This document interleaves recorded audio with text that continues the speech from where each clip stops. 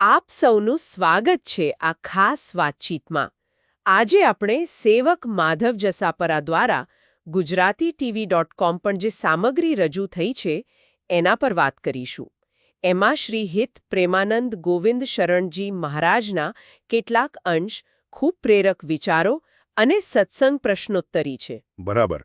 અને આપણો મુખ્ય હેતુ એ છે કે મહારાજજીના સત્સંગમાંથી જે જ્ઞાન મળે છે, જીવનના ઊંડા પાસાઓ વિશે, તેને આપણે થોડું સરળ રીતે સમજીએ. હા, અને જોઈએ કે આજના જીવનમાં એ કઈ રીતે ઉપયોગી થઈ શકે. ચોક્કસ. તો ચાલો શરૂ કરીએ.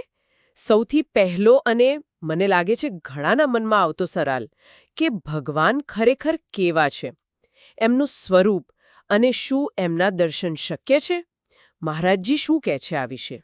જો મહારાજજી આ બાબતે બહુ સ્પષ્ટ છે. ભગવાનનું સ્વરૂપ એ ખરેખર તો અવર્ણનીય છે, એટલે કે એને શબ્દોમાં પૂરેપૂરું વર્ણવી જ ના શકાય. અચ્છા. તે આપણા આ 5 ભૌતિક તત્વોનું બનેલું નથી. એ તો ચિદાનંદમય છે, શુદ્ધ ચૈતન્ય અને આનંદ.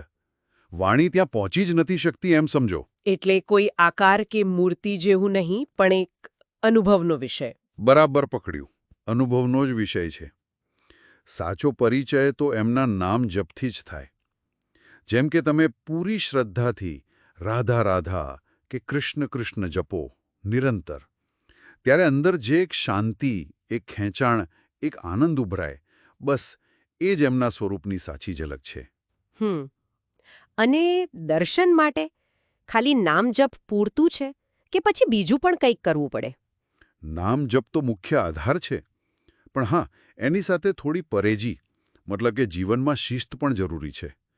મહારાજજી અમુક વાતો પર ભાર મૂકે છે, જેમ કે યદૃચ્છા લાભ સંતુષ્ટો. યદૃચ્છા લાભ સંતુષ્ટો, એનો શું અર્થ? એનો અર્થ કે ભગવાન જે પણ પરિસ્થિતિમાં રાખે, સુખમાં કે દુઃખમાં, જે કંઈ આપે, બસ એમાં પૂરો સંતોષ, કોઈ ફરિયાદ નહીં.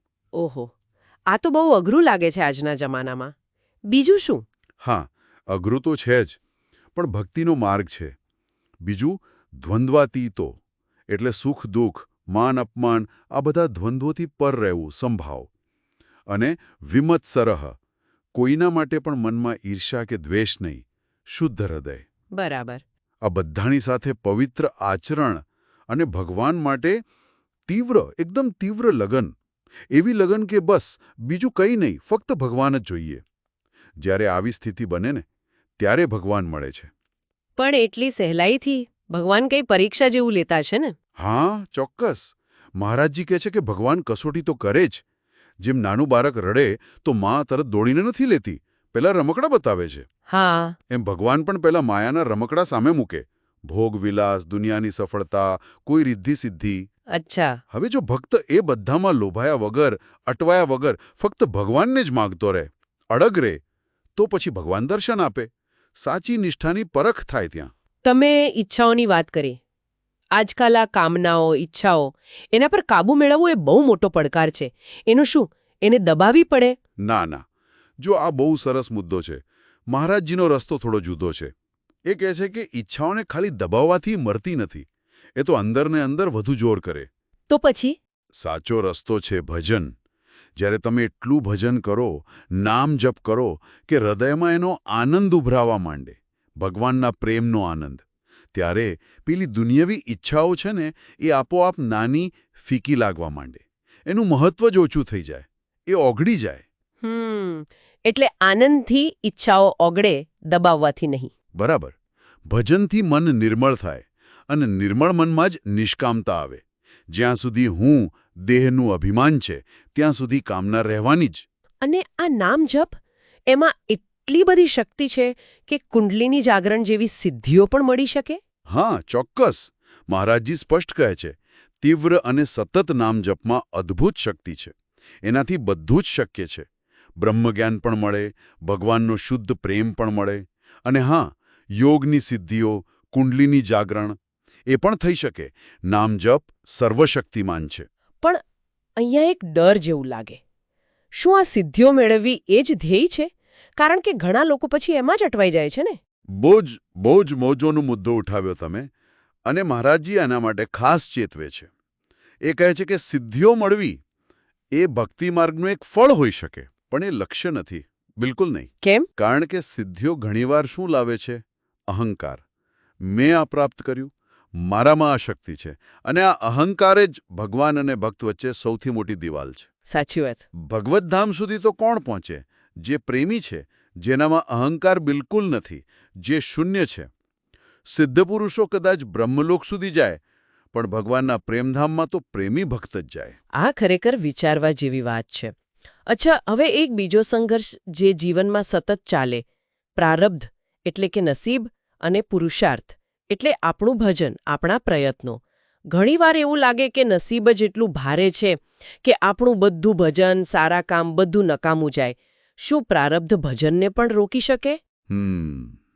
આનો જવાબ મહારાજજી બહુ સરસ રીતે આપે છે. એ કહે છે કે જો આપણું ભજન સાધારણ કક્ષાનું હોય, મતલબ ક્યારેક કર્યું ક્યારેક ના કર્યું, ઉપર છલ્લું, તો હા, તો પ્રારબ્ધ એના પર ભારે પડી શકે છે. એ ભજનને બગાડી શકે છે. અચ્છા. પણ જો ભજન અત્યંત તીવ્ર હોય, પૂરી તન્મયતાથી, નિરંતર, જેમ શ્વાસ ચાલે છે એમ નામ સ્મરણ ચાલતું હોય, જીવનનો ભાગ બની ગયો હોય, તો એવા ભજનમાં એટલી શક્તિ છે, એટલી તાકાત છે કે પ્રારબ્ધને પણ બદલી શકે, એને કચડી શકે છે. શું વાત છે! પણ આવું ભજન તો પછી બહુ જ દુર્લભ કહેવાય ને? હા, અત્યંત વિરલ. આપણે જોઈએ છે કે મોટા મોટા ભક્તો, સિદ્ધ પુરુષોના જીવનમાં પણ પ્રારબ્ધ પ્રમાણે કષ્ટ આવે છે. એ દેખાય છે. પણ જેમનો અભ્યાસ, જેમની લગન દ્રઢ હોય ને, એમનું ભજન અટકતું નથી. શરીર ભલે કષ્ટ ભોગવે, મન તો પ્રભુમાં જ રહે. એ જ ખરી કસોટી છે અને એમાં જ ખરી જીત છે. તો સેવક માધવ જસાપરા દ્વારા gujarati.tv.com પરથી મળેલી આ સામગ્રીનો સાર આપણે એવો કાઢી શકીએ કે ભગવાનનું સાચું સ્વરૂપ તો અનુભવનો વિષય છે, અને નામ જપ, પવિત્ર જીવન અને તીવ્ર ઈચ્છા એના મુખ્ય સાધનો છે. બરાબર. અને ઈચ્છાઓને દબાવવાને બદલે ભજનના આનંદમાં ઓગાળવાની છે. હા, અને પ્રારબ્ધ ગમે તેટલું બળવાન હોય, અત્યંત દ્રઢ અને સતત ભજન એના પર પણ જીત મેળવી શકે છે. એકદમ સાચું. અને અહીં આપણે સૌ શ્રોતાઓ માટે એક વિચાર પણ મૂકી શકીએ છીએ કે આપણે આ આધ્યાત્મિક રસ્તા પર સિદ્ધિઓ પાછળ દોડી રહ્યા છીએ કે પછી અહંકારને ઓગાળીને નિસ્વાર્થ પ્રેમ અને સમર્પણથી ભગવાનને પામવા મથી રહ્યા છીએ. આપણા માટે ખરી ભક્તિનો અર્થ શું છે? આ ખરેખર વિચારવા જેવું છે. ચોક્કસ. આ ઊંડી અને પ્રેરક વાતચીત માટેની સામગ્રી આપણને gujarati.tv.com પર સેવક માધવ જસાપરા દ્વારા મળી. એ બદલ તેમનો આભાર. અને હા, જો સૌ ગુજરાતી પ્રેમી શ્રોતાઓને આ ચર્ચા પસંદ આવી હોય, તો અમારી ચેનલને લાઇક કરવાનું, શેર કરવાનું અને સબસ્ક્રાઇબ કરવાનું ભૂલશો નહીં. જરૂર. ફરી મળીશું આવીશ કોઈક રસપ્રદ વાત સાથે. રાધે રાધે. રાધે રાધે.